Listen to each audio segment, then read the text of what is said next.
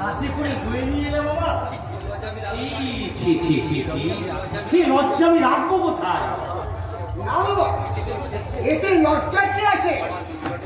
তোমার জুতো জোড়াটা ছিঁড়ে গেছে, তাই তাতে কি হয়েছে? তাই তোমার তো পায়ে জুতোই নেই, তাহলে? আমি নিষ্কারা মানুষ, আমার এসব না হলেও চলবে। কিন্তু বাবা, তুমি যে কলেজে পড়ছো, তবে আর কি, খালি মাথা কিনে নিয়েছি আর তোমার উপযুক্ত ছেলে হয়ে তোমাকে দিয়ে জুতো বোয়াচ্ছি। তাতে কি হয়েছে? ছেলের সুবিধে অসুবিধে বাবা ছাড়া কে বুঝবে? তাই যদি হয় তাহলে রনি তার রচনার বেলায় তুমি এটা করো না কেন বাবা? তারা কি তোমার ছেলে মেয়ে নয়? কেন যে এটা করি না, তা তোমাকে আমি বলে বুঝাতে পারবো না বাবা। নতুন করে তুমি আর কি বোঝাবে? আমি তো সারাদিন দেখতে পাচ্ছি আমার জন্য ভালো পোশাক, ভালো খাবার, আমি কলেজে যাবো। তুমি আমার রেস্টাই চলে যাও, এই তো। তাতে কি হয়েছে? তুমি তুমি বাবা কত ভালো ছাত্র, আর ভালো রে। ওরা তোমার জন্য আর ওদের পড়াশোনা ভুলাই গেছে বাবা। তুমি যদি এক ছেলেকে বেশি স্নেহ মমতা না দিতে, তাহলে ওদের পড়াশোনা তোমার সঙ্গে পাল্লা দিতে পারতো না বাবা। এই যে ঈশ্বরের ভিতর মানে কে খণ্ডাবে বলো?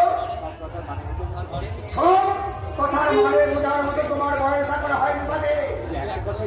শুধু একটা কথা জেনে রেখো, আমার কাজে হয়তো এতদিন অন্যায় ছিল, কিন্তু আজকে যা করছি তার মধ্যে আমার এতটুকু অন্যায় নেই। তোমার কথার মাথা মুন্ডু আমি কিছুই বুঝতে পারছি বুঝতে না। পারবে না, এই যে মহাপদের প্রায়শ্চিত্ত।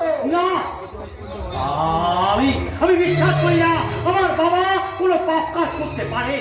কিন্তু আমি বলছি পারে, বিকজ মানুষের জীবনে জোয়ার বাটায় কখন যে কি ঘটে যায় তা কেউ বলতে পারে না।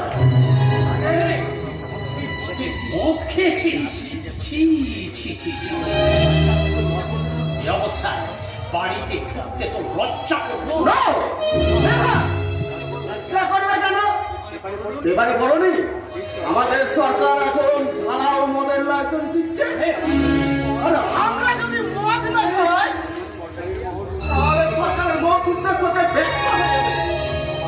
বাবা, অনেক যেই বয়সে মদ খেয়ে বাড়ি ফিরলো, তুমি একটা কথাও বলবে না? বলে কিছু লাভ হবে না রে,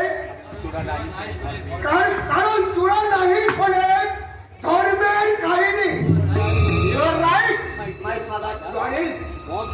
মদ সপ্তাহে 102 জন খায়, আর আমি গেলে বা দোষ কিসে? তুই কিন্তু সহ্যের সীমাটা ছাড়িয়ে যাচ্ছে। মনে রাখিস, বাবা তোকে না বললেও আমি তোকে অনলাইন তোমার টাকা দিচ্ছ রে, আমার বৃন্দাবন দেখিয়ে দেবে। ওকে ওকে ব্রাদার, আর তোমার